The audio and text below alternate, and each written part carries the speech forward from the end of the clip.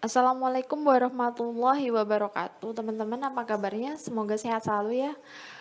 Mohon maaf karena saya lama untuk membuat video kembali, teman-teman.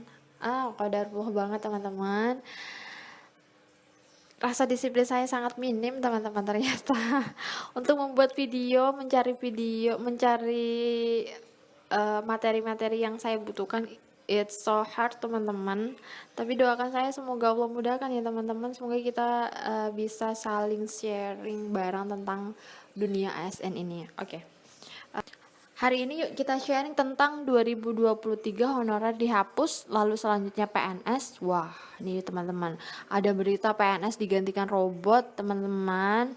Tapi sebelum itu yuk kita sharing dulu 2023 tenaga honorer dihapus.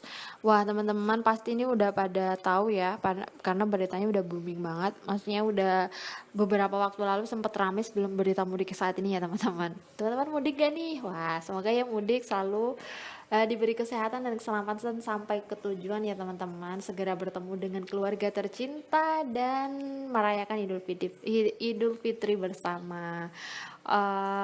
Oke, yuk kita next ya, teman-teman. Jadi saya mengutip dari beberapa media, baik artikel maupun YouTube. Dari Tempo.co, CNBC Indonesia, Kompas TV dan Tribun. Nah, itu ada beberapa artikel dan YouTube yang saya udah gali-gali informasinya mengenai tenaga honorer nih. Para teman-teman yang saat ini menjabat sebagai tenaga honorer, semangat ya buat kalian semua. Semoga pemerintah memiliki jalan keluar yang terbaik untuk kita semua, dan pastinya kalian juga bisa langsung mendaftar PNS di tahun 2023 kan. Bayangin aja nih, teman-teman, nanti di tahun 2023, di tahun depan itu betapa ramenya dunia per ASN-an, yaitu perombakan tenaga honorer mungkin dipindahkan ke PNS atau seperti apa, dan pembukaan CPNS loh, teman-teman. Wah, semangat ya buat kita, teman-teman, para pejuang PNS yang masih belum berhasil. Nah, jadi teman-teman, di berita tersebut, dari artikel dan YouTube yang sudah saya sebutkan sebelumnya, Pak Menteri Kemenpan RB resmi mengumumkan menghapus tenaga honorer. Oke, jadi beliau berkata memberikan jeda waktu hingga tahun depan 2023 untuk masa transisi, teman-teman. Sehingga nantinya hanya akan ada 2 ASN, yakni pegawai negeri sipil atau PNS dan pegawai pemerintah dengan perjanjian kerja. Seperti itu beliau berkata, teman-teman. Itu ada beberapa artikel yang saya udah baca.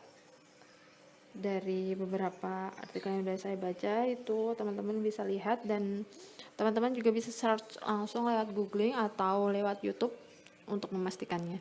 Kemudian sebenarnya, teman-teman, rekrutmen honorer itu telah dilarang sejak rekrutmen tenaga honorer itu telah dilarang oleh pemerintah sejak tahun 2005 melalui PP 48/2005 yang diubah ke PP nomor 43 tahun 2007, serta pada keputusan PP 49/2018 disampaikan bahwa tenaga honorer bekerja hanya sampai 2023. Nah, teman-teman, ternyata dari tahun 2025 itu udah ada peraturan pemerintah yang menyebutkan bahwa nanti di tahun 2023 tenaga honorer tuh akan dihapus. Sudah cukup sampai di situ saja, seperti itu, teman-teman. Jadi bukan pemerintah bukan semata-mata langsung membuat keputusan itu dari tahun 2020 gitu, enggak ya, teman-teman. Dari berita itu beredar tuh ternyata udah dari lama pemerintah udah memberikan aba-aba kepada kita semua bahwa di tahun 2023 nanti tenaga honorer sudah harus tidak ada, seperti itu, ditiadakan, seperti itu, teman-teman. Tapi berhubung mungkin juga kantor pemerintahan membutuhkan tenaga honorer ya, teman-teman, jadinya dari mereka masih merekrut, beberapa dari mereka masih merekrut tenaga honorer, seperti itu. Mungkin seperti itu ya, teman-teman. untuk lebih jelasnya mungkin kita bisa tanya langsung ya sama dinas-dinas pemerintah yang masih membutuhkan tenaga honorer. Ya teman-teman. Jadi itu adalah beberapa peraturan pemerintah yang saya udah search dari Google. Teman-teman bisa Google sendiri atau bisa baca dari slide saya itu tentang PP yang berkaitan tentang penghapusan tenaga. Kemudian, nah ini teman-teman, yang menarik di sini adalah tentang berita kepunahan PNS nih teman-teman. Selanjutnya PNS yang dihapus nih teman-teman. Wah, ini sih berita besar menurut saya ya teman-teman. Berita PNS akan ikut punah nih apa ya teman-teman. Sebenarnya membuat down saya untuk belajar itu iya juga teman-teman gitu loh. Gimana ya? Saya udah berjuang nih beberapa tahun terakhir ini dan terus kemudian ada berita seperti itu, lalu gimana nanti PNS seperti itu kan teman-teman. Tapi ayo kita sharing dulu tentang hal ini. Awal-awal mungkin saya mendengar tentang berita PNS bakal dihapus, apalagi kalau teman-teman nonton di CNBC Indonesia kan, dengan judulnya yang Masya Allah gini, demi cuan manusia digantikan robot. Nah, seperti itu teman-teman. Oke, teman-teman bisa nonton sendiri ya, nanti bisa searching sendiri ya. Oke. Tapi teman-teman, ternyata benar adanya jika PNS akan mengalami pergeseran yang pemerintah sebut dengan istilah transformasi birokrasi PNS, teman-teman. Apa itu? Susah banget kayaknya, transformasi birokrasi PNS. Ayo kita bahas teman-teman, ayo kita sharingkan tentang ini. Berita tersebut memang valid dan sudah ada aba-aba dari presiden sejak tahun 2019 teman-teman. Jadi saya ada nonton videonya, nanti teman-teman bisa cari deh di YouTube. Mungkin keywordnya teman-teman bisa cari presiden Pak Jokowi akan mengganti PNS dengan robot gitu teman-teman. Itu ada sejak tahun 2019. Tapi sebelumnya yuk kita sharing dulu teman-teman. Apa itu transformasi birokrasi PNS? Jadi memang benar di tahun 2019 Presiden Jokowi sudah memberikan aba-aba bahwa PNS akan mengalami perombakan atau perubahan. Kedepan PNS akan digantikan oleh EA ya gitu ya teman-teman, atau AE bacanya sih. Aduh teman-teman, mohon maaf bahasa Inggris saya kurang baik ya, jika salah penyebutan mohon dimaafkan ya teman-teman. Yaitu AE itu artificial intelligence tuh loh teman-teman. Sebenarnya sih menurut saya ya teman-teman, bagaimanapun juga perombakan transformasi birokrasi itu sesuatu yang diperlukan dalam pemerintahan untuk apa ya? Untuk membuat lebih efektif lagi pekerjaan para PNS gitu ya teman-teman. Jadi kalau misalnya nih dalam suatu, misalnya aja nih kita ke bank, contoh aja ya teman-teman ya. Langsung ke contohnya, saya bingung menjelaskannya teman-teman. Kita langsung ke contoh aja. Petugas tadi yang menerima data kita itu tidak perlu lagi